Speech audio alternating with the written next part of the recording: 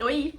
Pra felicidade de alguns e tristeza de muitos, eu reaprendi a mudar o modo da câmera do celular de foto pra vídeo e estou aqui de volta, como se nada tivesse acontecido, fingindo que nada aconteceu e eu não sumi por, quase um ano, pra contar pra vocês o que eu li esse ano, o que eu gostei, o que eu não gostei. Em minha defesa, eu fiquei uns bons 6 meses desse ano sem ler absolutamente nada. E aí fica um pouco difícil fazer um conteúdo literário quando você não tá consumindo esse tipo de conteúdo. Não li, não postei vídeo e é isso. Vou voltar aqui na maior cara de pau fingir que nada aconteceu mesmo. Espero que gostem. Checando que esse microfone tá funcionando. Vamos lá. A meta desse ano eram 40 livros. Eu cumpri hoje, dia 30 de dezembro. Acabei de ler o último livro. E aí eu escolhi, mesmo esquema, eu acho que eu já fiz um vídeo assim no canal. Provavelmente. Vou deixar aqui embaixo, se tiver. E aí eu escolhi os 5 livros que eu mais gostei e os 5 livros que eu mais odiei pra falar pra vocês. E aí a gente vai falar sobre eles. Eu vou fazer intercalado, um que eu odiei e um que eu gostei, e vou deixar o que eu mais odiei e o que eu mais gostei pro final. Que aí, né, a gente tem o negócio ali do engajamento com o vídeo, faz a pessoa ficar assistindo mais tempo. E eventualmente isso vai servir pra alguma coisa, nesse momento não serve pra nada mesmo. Mas, enfim, vamos começar então com o livro número 5 no meu top 5 piores livros do ano, que foi Amor nas Entrelinhas. Esse aqui. Imagem. Bota aqui a imagem. Que é da coleção Dreamland Billionaires.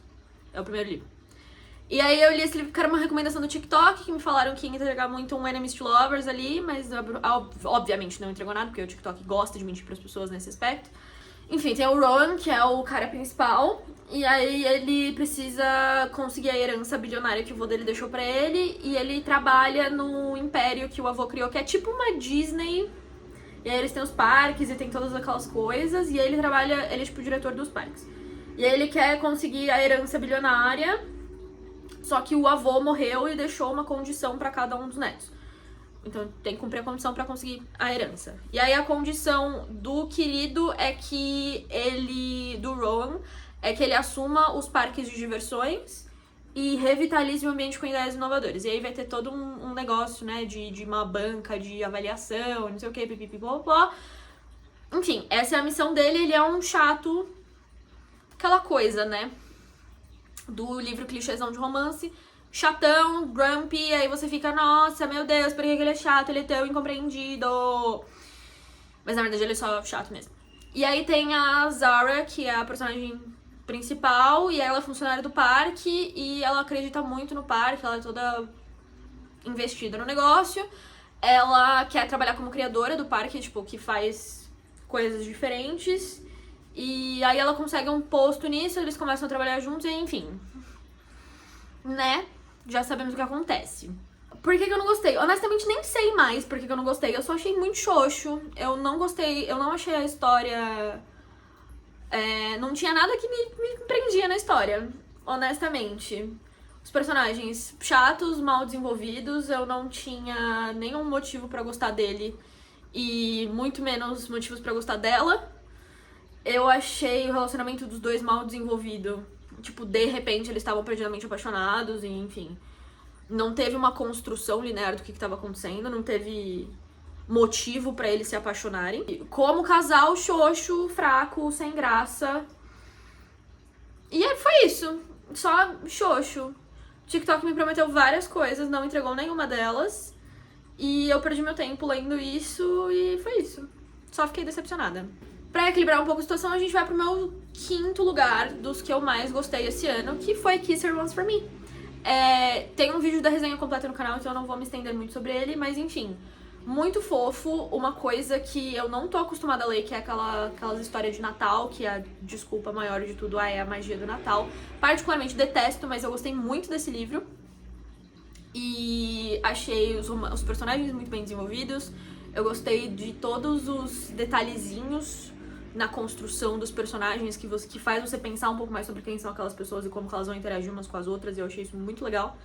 E embora tenha sido um clichêzão de romance, eu achei que foi um clichêzão bem desenvolvido.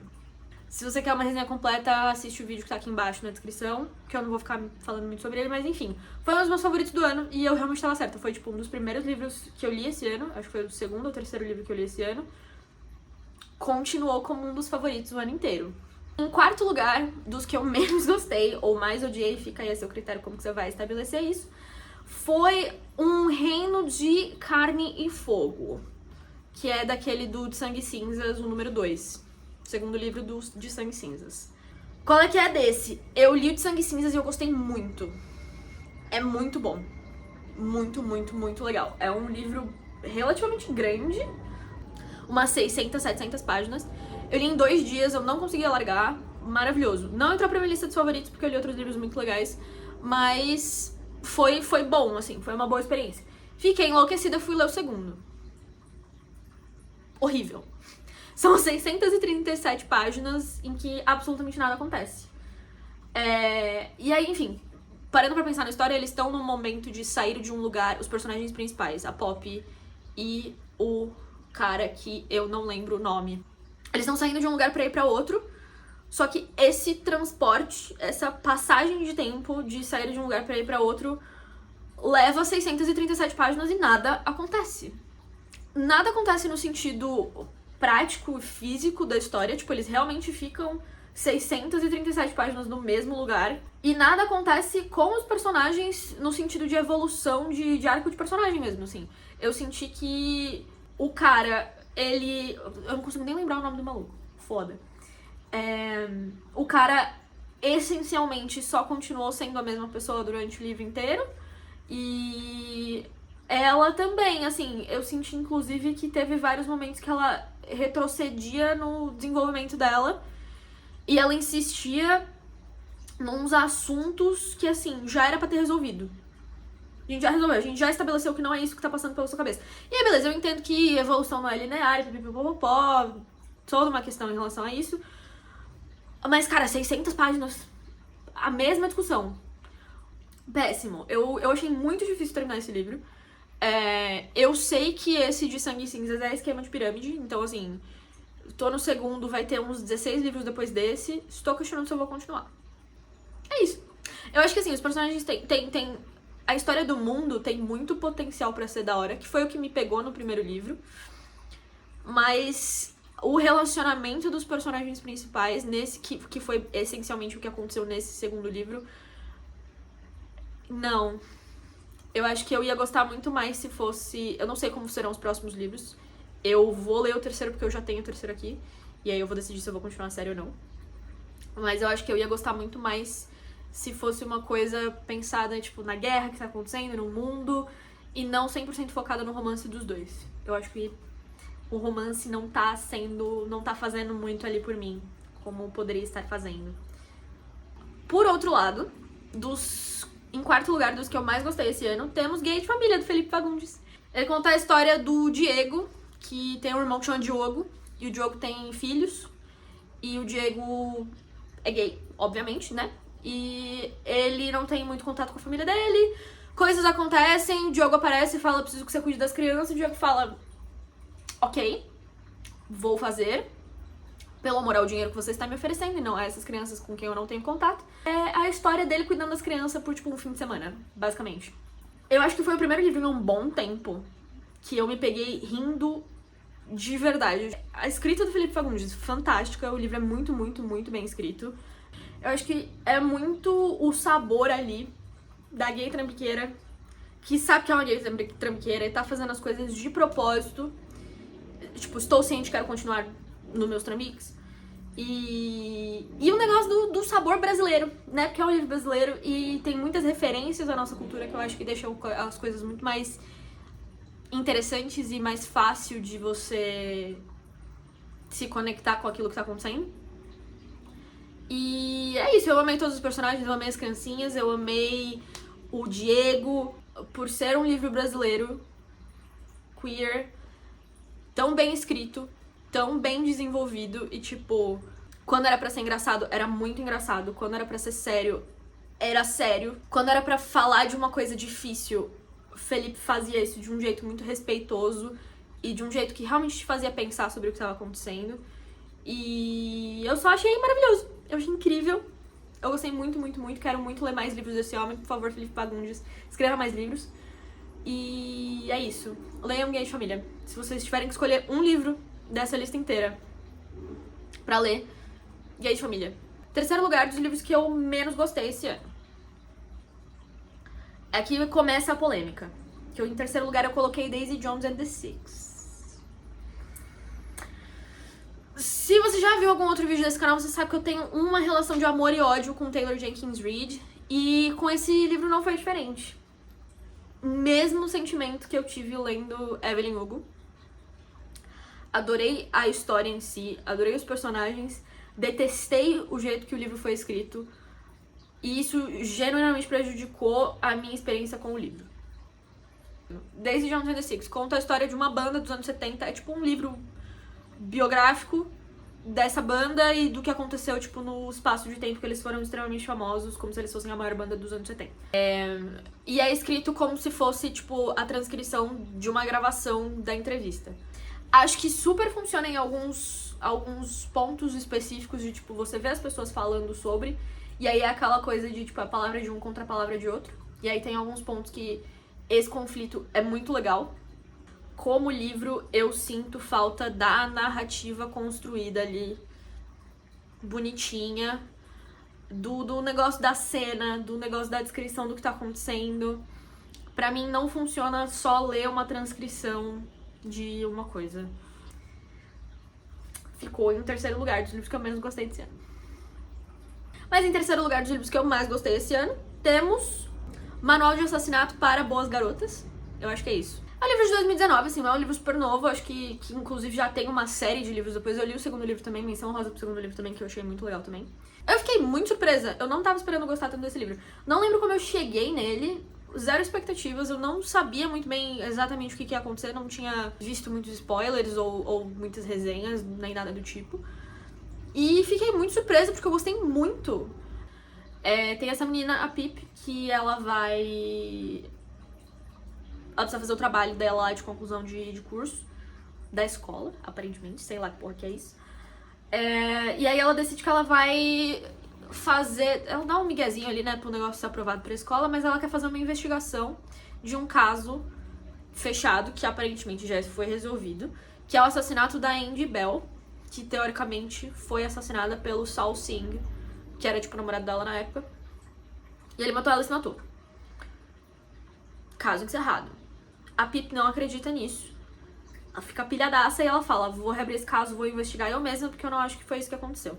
O livro corre no período da investigação dela, enquanto ela tá investigando e descobrindo as coisas, e ela tá desenvolvendo o trabalho, né? Então, tipo, por exemplo, aí entra a minha crítica ao Daisy Jones. O Daisy Jones é inteiro contado com uma transcrição da narração.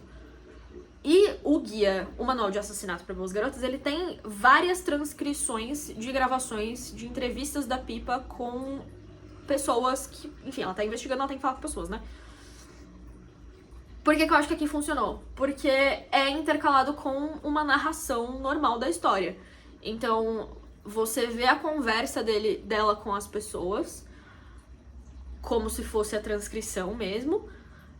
E você, intercalado com isso, você tem a Pipa, você tem a mente dela, você tem ela pensando e ela processando aqueles sentimentos e ela entendendo o que tá acontecendo e as descrições dela e as percepções dela sobre tudo aquilo. E eu acho que isso foi um bom equilíbrio de você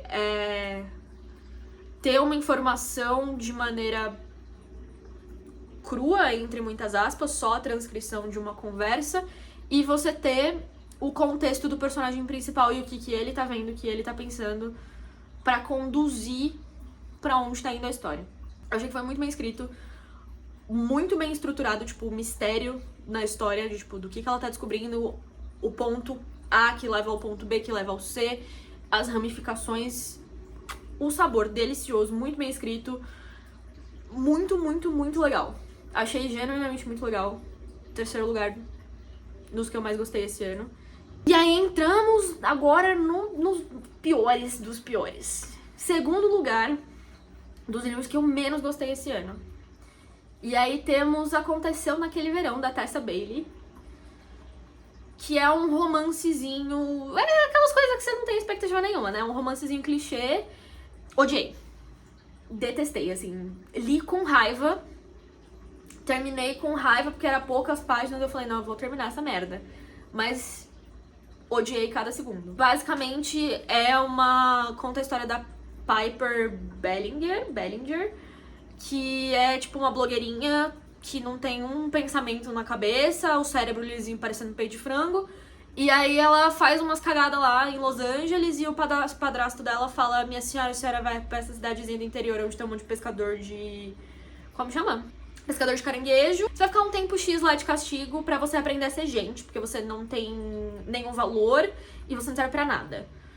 E aí ela vai, obviamente, ela conhece o pescador lindo, gostoso, se apaixona e, enfim, a história acontece. Achei ela insuportável. Existe, óbvio que assim, nos primeiros capítulos o ponto é justamente ela ser insuportável e não ter uma qualidade visível e não ter uma... Não ter ali um negócio de ser uma pessoa que você quer gostar. Mas assim, pra mim continua assim o livro inteiro. Tem alguns momentos que você fala, pô, aqui era pra ser um momento que eu falo, nossa, olha como ela é legal. Pra mim não funcionou nenhum desses momentos. Eu terminei o livro odiando ela do mesmo jeito que eu odiava no começo. Ela chata. O homem não tinha nenhuma qualidade também. Um homem, definitivamente um homem. E é isso. Um genérico clichêzão. Um homem, um personagem masculino genérico pra um livro de romance. Não tinha sabor, não tinha nada ali. Achei a história em si chata, mal escrita. É isso. Não achei que valeu a pena. E de novo aquele bagulho que me irrita, que é o Enemies to Lovers que me prometem, que não tem Enemies to Lovers nenhum. E aí chega o final do livro, os protagonistas estão juntos e você fica, tá, mas o que aconteceu? Como que eles se apaixonaram? Porque não teve um momento. Foi isso. Não gostei. Não leiam Aconteceu Naquele Verão. Não vale a pena. Segundo livro que eu mais gostei esse ano, que foi Vilão, da V. Schwab. Eu vou tentar resumir de um jeito que não conta muita coisa, porque eu achei delicioso. Basicamente é a história do Victor e do Eli, que são dois jovens mega inteligentes que estudam juntos. E o mundo deles tem pessoas com habilidades extraordinárias, meio que tipo super-heróis, assim. E aí a história é contada no ponto de vista dos dois, intercalando o ponto de vista dos dois, que tem conflitos, eles têm pontos de vista e opiniões relacionadas a essas pessoas com habilidades especiais extremamente opostos. Eu não quero dar muitos detalhes, mas é isso. É os dois, é o conflito dos dois e você fica, tá, mas quem é o vilão, quem é o herói? Esse jogo de, tipo, quem tá certo, quem tá errado, por que essa pessoa tá certa, por que ele tá errado, qual que é o limite de você fazer uma coisa dizendo que tá fazendo pelo bem, mas qual que é o limite de realmente isso ser bom e você não ser o vilão dessa história. Gente, o sabor dessa história, a coisa... Enfim, pontos positivos. Eu achei, ele me lembrou muito estruturas narrativas e vibes de Neil Gaiman. Me lembrou... Eu não vou saber dizer exatamente o que foi, mas me lembrou uma vibe de Deuses Americanos. Não sei porquê. Eu gostei muito do conflito dos dois, de tipo, cada capítulo que você lia era um ponto de vista, né, diferente, era um ponto da história diferente, porque também tem isso de tipo, vai o presente, mas aí conta um pouco do passado e como que foi passando até chegar nesse ponto que você tá na história, mas tem esse vai e volta, além do vai e volta dos pontos de vista dos personagens, tem o vai e volta do ponto da história que você tá. E aí você tem que ir ligando os pontos na sua cabeça e tentando construir quem são esses personagens e o que eles estão fazendo na história e por que eles estão fazendo aquelas coisas.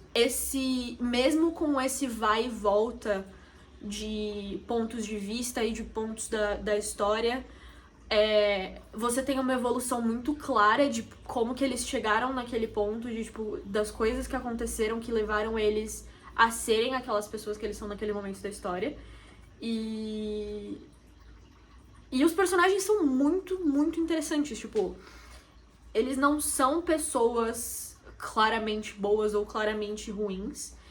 e você se vê torcendo por pessoas que você, se fosse uma outra história construída de um outro jeito, muito provavelmente você não estaria torcendo pra aquela pessoa. E eu gostei muito, muito, muito, muito. Também foi uma surpresa, também li meio assim, tô aqui sem fazer nada, vou ler. E segundo livro que eu mais gostei esse ano.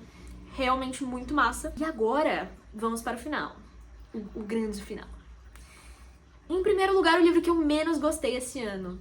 Aquele que eu li e falei, meu Deus, por que eu tô fazendo isso com a minha vida? Gostaria de tacar esse livro pela janela. Não quero continuar, mas eu terminei porque eu sou uma pessoa determinada e eu gosto de ler. Às vezes a raiva me motiva mais do que estar gostando do livro. Mas em primeiríssimo lugar, o livro que eu mais odiei esse ano foi Icebreaker, da Hannah Grace, que é uma recomendação do BookTok. Se você não sabe o que eu tô falando, que eu falei BookTok várias vezes nesse vídeo, o BookTok é a comunidade literária que vive no TikTok, que fala de livros e interage em relação a isso. E aí tem uma parte do BookTok que é obcecada por jogadores de hóquei. Tem um tipo de romance muito específico que... desses romancezinhos contemporâneos meio clichês e genéricos que envolve jogadores de hóquei. Por algum motivo. E um desses livros que faz muito sucesso no BookTok é o Icebreaker. Que aí ele basicamente conta a história da Stacy, que é uma... Talvez tenha um barulho de um gato arranhando. Acabou? Tá bom.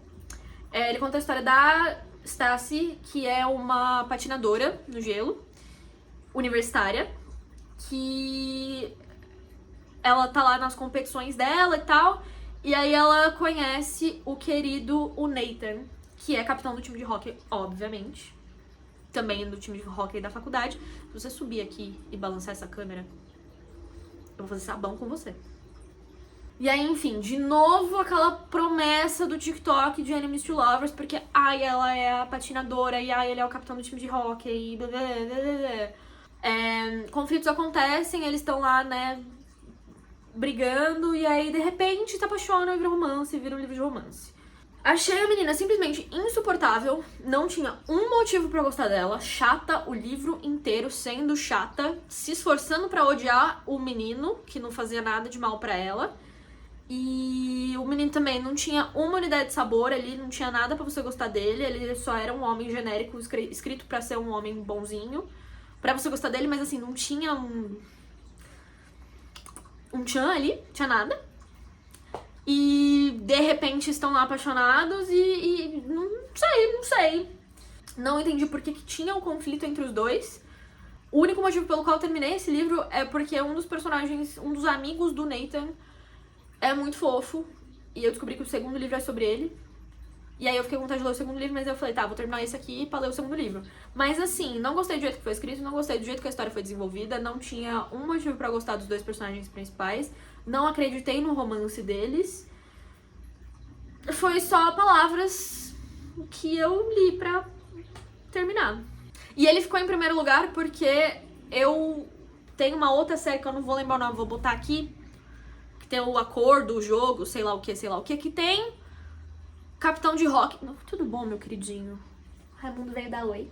Os personagens têm o negócio ali da personalidade que faz você querer gostar deles, que faz você se interessar pela história, faz você querer assistir o que você tá... faz você querer ler o que você tá lendo. Muito mais legal. Não recomendo esse Breaker, odiei, vou ler o segundo livro. Não leiam livros que o TikTok te recomendar. Não vale a pena. Não é legal. E agora vamos para ele. Encerramos essa coisa bad vibes, essa coisa triste, essa coisa de ódio, de críticas, pra gente falar de coisa boa. Pra gente falar de uma coisa que me deixou muito feliz, que foi o livro que eu terminei hoje, né? O último livro do ano.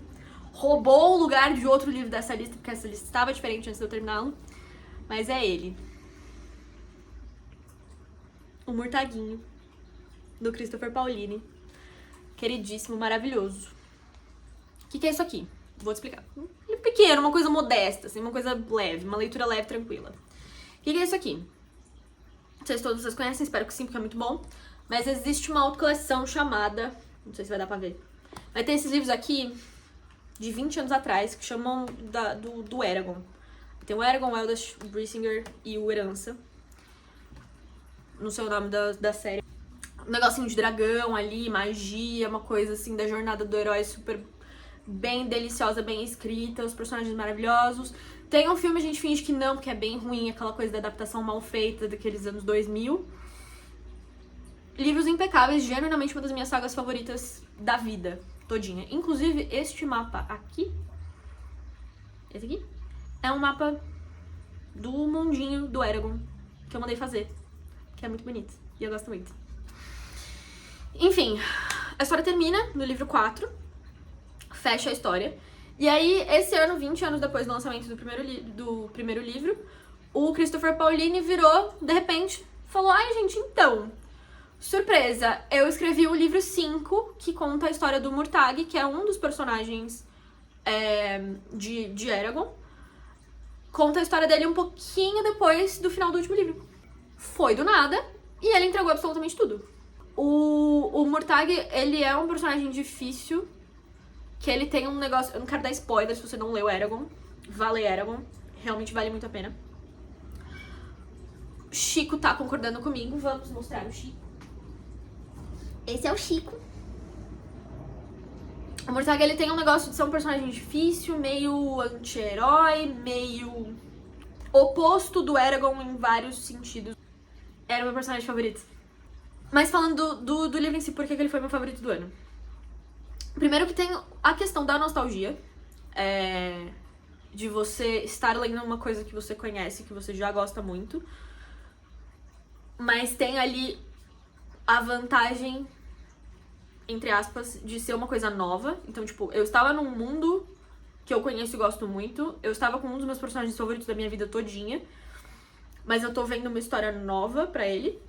E pensando na história em si, eu acho que foi um ótimo jeito, eu não diria de dar um arco de redenção pro Murtagh, mas de desenvolver um pouco mais o personagem, porque quando você vê ele em Eragon, ele foi desenvolvido, acho que propositalmente, de um jeito muito mais raso do que o Eragon em si, obviamente, e outros personagens que aparecem um pouco mais. Mas sempre com muito potencial. É aquela coisa do personagem secundário que você acha mega interessante, que você quer saber tudo sobre ele. E foi um jeito muito bonito de explorar o passado dele, pra você conhecer por que ele era daquele jeito em Eragon. E ao mesmo tempo dar uma chance dele se desenvolver e se tornar uma pessoa nova, um personagem diferente, e ter literalmente essa evolução de um ponto onde ele terminou em Herança e onde ele terminou nesse livro. E achei isso maravilhoso, muito bem desenvolvido. A história em si, estruturalmente, muito bem desenvolvida. Tipo, o ritmo da história, perfeito. Tem magia, e tem política, e tem guerras, e tem várias coisas complexas acontecendo que você precisa prestar atenção, e você não perde a vontade de ler o que tá acontecendo, por mais complexo que seja. E tipo, o final do livro, perfeito também, porque a história se fecha nesse livro. Então, se por acaso o Sr. Christopher Paolini tiver desistido e não quiser mais contar a história do Murtagh, fechou, deu um final delicioso pro personagem. Mas se ele quiser, ele tem pontos soltos o suficiente pra continuar a história de um jeito que não vai parecer que ele só tá enchendo linguiça. A história tem uma conclusão que não parece aquela conclusão falsa de tipo, ai, então acabou e eles viveram felizes pra sempre. Você fecha o conflito principal do livro, você dá um final, entre aspas, pro desenvolvimento que o seu personagem tinha que ter nessa história. Mas ainda assim, o mundo continua existindo depois daquele ponto da história. E aí, se você quiser continuar contando, show. Se você não quiser, tá tudo bem. E isso já era uma coisa muito boa do final de Eragon. Porque no final da Herança, que é o quarto livro, ele termina de um jeito muito bom também. Ele termina de um jeito que não parece um final feliz, açucarado. O mundo claramente vai continuar depois daquele final. Mas a conclusão principal da história que você estava lendo até aquele momento teve um final satisfatório. Senti que ele fez isso em Murtagh. muito bem. Eu adoraria ler mais 500 livros sobre esse mundo. Mas fiquei muito contente de ter essa experiência. De ver Murtaguinho novamente. Meu precioso, meu querido. E é isso. A gente vai concluir esse vídeo rapidão, porque o gato tá chorando de fome e o celular tá falando que tá sem bateria. Espero que você tenha gostado. Eu li muitos livros esse ano, mas eu senti que esse foi um bom resumo do que eu li. Basicamente, romancezinhos, clichês e o eventual livro diferente do que eu tava acostumada, que foi muito positivo. Acho que pro ano que vem eu vou colocar uma meta menor. Eu senti que 40, considerando que eu fiquei um tempo sem ler, acho que 40 foi um número muito desafiador. E eu acabei me forçando a ler muitos livros. Os romancinhos clichê, porque eu sabia que eu lia rápido e que ia fazer volume na minha lista. E talvez se eu colocar uma meta menos ambiciosa, eu consiga ler livros mais diferentes. Porque aí eu não vou ter tanta pressão de bater minha meta. Me conta nos comentários quantos livros você leu esse ano, quais foram os seus favoritos, quais foram os que você menos gostou. Se você leu algum do que eu comentei, se você concorda com a minha opinião. E o que você tá planejando fazer pro ano que vem. Quantos livros você quer ler? Tô pensando em botar uma média de 35. Que acho que vai diminuir um pouquinho. Vai diminuir o suficiente pra eu não ficar com essa pressão gigante na minha cabeça. Mas ainda assim vai ser alto pra ser um desafio de verdade, não só 5 livros. E é isso. Te vejo em algum momento, talvez. No próximo vídeo, talvez não. Quem sabe? Não sabemos o dia de amanhã. Tchau!